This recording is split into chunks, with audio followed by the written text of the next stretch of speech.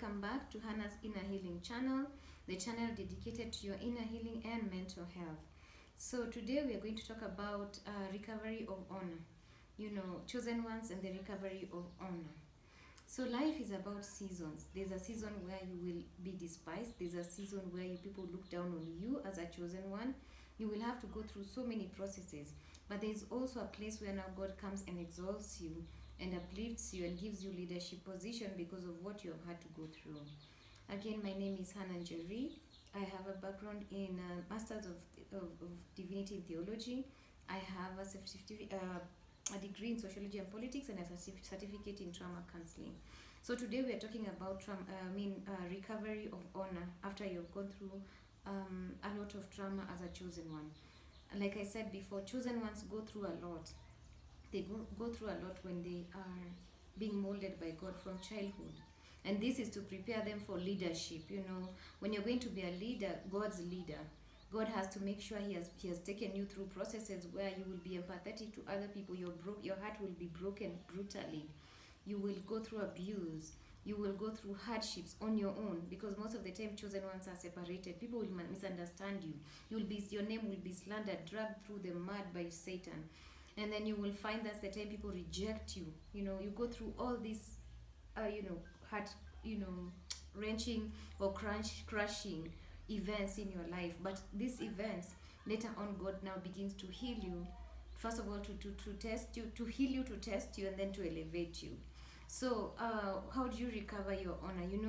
Through these different life experiences, like I said in my previous video, how the narcissist or the devil steals from you is when you're going through life experiences and then someone says, oh, you're not beautiful, oh, you're not brilliant, oh, you're foolish, you're stupid. So they're exchanging your virtues. It's like a witchcraft, because the words they're speaking, the words they are saying are taking away from you. They are reducing you to what God has said you are. So at a young age, God will keep affirming the chosen ones, even prophetically, but still that will not prevent or protect them from going through abuse, from going through abuse and trauma and being misjudged and misunderstood by people, just like Joseph already, God had showed him where he was taking him, that he was going to be a leader.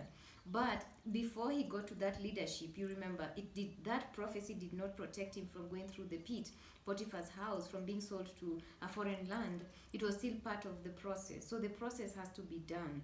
But now, from my own life experience, where I went through a lot of, traumatic childhood, a lot of, trials, rejection, so many things, because God called me at a very young age. So I had to go through all those processes to test me. But time came when now God started healing me. So how do you know it's your healing season? When God starts bringing people your way to start speaking into your life, to pray with you. When you start finding yourself, most of the time you're even getting videos about healing and videos about who you are as a chosen one. Then God starts now showing you who you are as He's healing you. So one of the things that happens is when God is healing you, He has to disconnect any soul tie that you had with the trauma, the past trauma, or maybe with the trauma bonding with the abuser, whereby you keep thinking about the abuser. Because I'm sure when Joseph was in prison, he would think about his brothers and it would really hurt. Because some of these exercises are very heartbreaking. So what does God do? So He starts by healing you. He starts by bringing people in your life who can speak to your life. He starts bringing people into your life who see your value and your worth, and they tell you your worth and your value. He also starts by teaching you about narcissism, or showing you how you can heal from narcissistic attacks and abuse. And then he starts making the things of the past starts making sense. Like, this is why you had to go through this. This is why this person attacked you. This is who this person was. And sometimes you realize God will reveal to you that the attack was not even yours. It was, most people who attack chosen ones are insecure people. They are not in the same level like chosen ones. They are very insecure. They are emotionally, unstable people. They are individuals who are broken on the inside. The narcissist has a big void on the inside. He or she is not complete in himself. So when these people, the devil, now, because they are weak vessels, that's how it's easy for the enemy to use them to attack you, and the demons. So what happens is God is teaching you people even through those experiences. Sometimes it's not even that God is teaching you something, but maybe He's teaching you who people really are. And sometimes you will have to be in close in contact with these people, maybe as neighbors or people along the way, who will abuse you, who will mistreat you, take you for granted, mock you. It's because God is also building stamina in you and a backbone, even using this. So as you allow God to start healing, you start realizing those people, they were weak. They were people who had their own insecurities. So their insecurities caused them to attack you, because as a chosen one, you carry favor, you carry a lot of favor, you carry glory, and at the same time, your confidence, even though you don't know, your confidence actually intimidates these people, so they react back to you.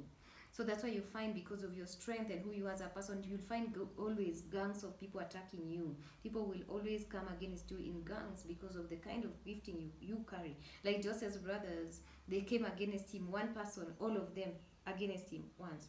So you find at a young age, your family will come against you, people will just come against you, strangers you don't know, people you meet. And all that is because of the jealousy and the envy they feel when you're around them. And even maybe people who are older than you, they'll think you are stable at a young age, you have your mind right, and maybe they never had their acts together at your age, so they'll also feel jealous and attack you. So you have to realize some attack is not that because of something you've done. Stop saying, oh, why did this person do this? And don't ruminate, because the more you ruminate, now what happens is you become trauma bonded with that person. You keep thinking of them, then it creates bitterness. Then now you start stooping to their level, you start feeling like you want to revenge. You start feeling bad about yourself, you have a low self-esteem. So what normally I can advise you how to heal is just go above it and understand who these people were. Ask God to reveal to you. God will reveal to you who these people were. See them at their level and why they behave the way they do. And then also see the purpose of which you had to go through that. So that when you raise now your frequency, you're above them. Because later on, even God will bless you and prepare a table for you in the presence of such people, just like Joseph. When you look at Joseph and his brothers, they could not even compare, because Joseph was gifted, he was blessed, he had the coat of many colors, the coat of favor, he had wisdom and all these things. And these ones, they were below him. So it's usually people who are below you, who have low vibration and frequency, who will attack you as a chosen one. So what God taught me in my own life experience is raise your frequency, understand who these people were, understand who you are as a person and why people attack you the way they do, and then understand your purpose, and then learn to forgive. Like there's one that I had to really forgive, because I had carried that person for very long, and God told me, the more you're carrying them, you're trauma bonded to them, and they will lower down your frequency. So God told me, cut it off so that it doesn't, hinder your blessings. The unforgiving spirit hinder your blessings. So God, deep calls unto deep. God searches deep. So sometimes you might be carrying someone thinking you're forgiven them, but you're carrying bitterness in you. Tell God to cut off and to disconnect the soul tie that you and that person have, so that you can stop thinking of them, and tell God to erase the memory. The Bible says that He will even erase the memories of the past. And tell God to erase the memories of those people, even those places. Soul ties are not just formed between people to human beings, but soul ties are also formed with you and places that you live. Maybe it was your former school, it was your former home. Cut soul ties with such places that of pain. Disconnect yourself emotionally, physically, and spiritually from those places and those events. Like you can say, Lord, I disconnect myself from that event of dishonor, spiritually, physically, and solically, and spiritually and emotionally, so that you can be free, and then tell God to heal you from that pain. And then when you heal from that pain and say, God, whenever any of my virtues that were stolen in my different life experiences, let them begin to be restored back. Make the enemy to give you back God will restore back all the virtues that you thought were lost through different life experiences. And then God now will start affirming you, and then you realize as you now are about to come out of that season of the wilderness, the isolation season, the attack sometimes can increase, but with time now you start getting peace. God puts you in a season of peace and ease. You start feeling yourself. So once you connect deeply with yourself, now you tell God to connect you with your authentic self. You start now seeing the things that God used to say about you that you were doubting during the process, that you could not be able to see yourself like that. So that's how you recover back your honor and your virtues that you lost maybe during narcissistic attacks, or even attacks and abuse by other people. And you tell God to disconnect even your soul from some of these things.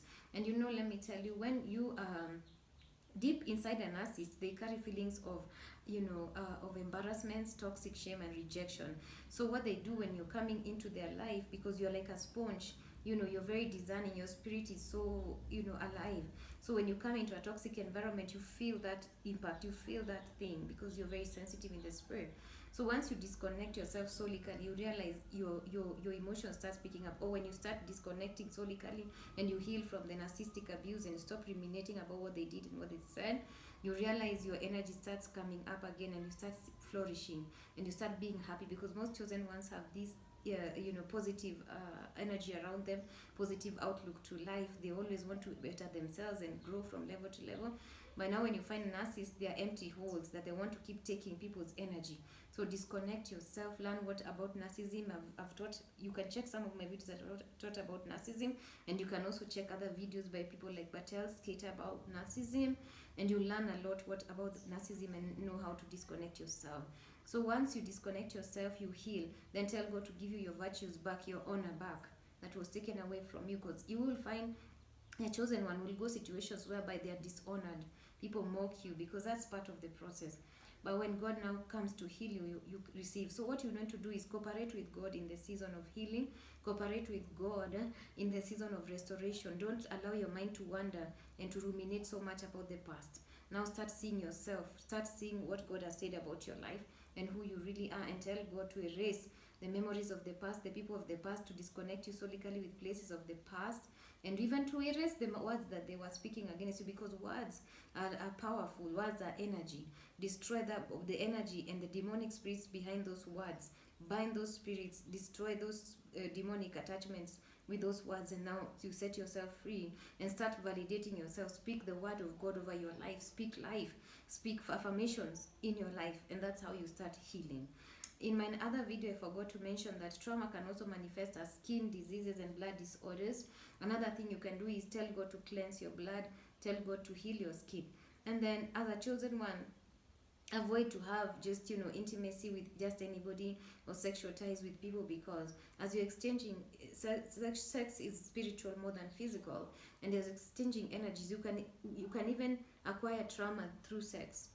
If someone was carrying trauma, bad luck, curses, this was can be passed to you, and it will take you time to start now going for deliverance. So be careful not to engage. Just be celibate and wait on God till marriage. If you're chosen one, retain your energy. Don't go picking toxic energies from people. God has already given you your energy, so retain that energy and wait on God.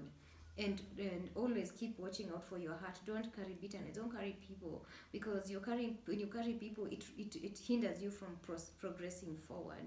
So I hope those tips have helped, and I pray that this video will be helpful to you. Please subscribe, share, like, comment, and maybe share your stories in my comment section, and let me know if these videos are helpful to you. Thank you so much. Be blessed.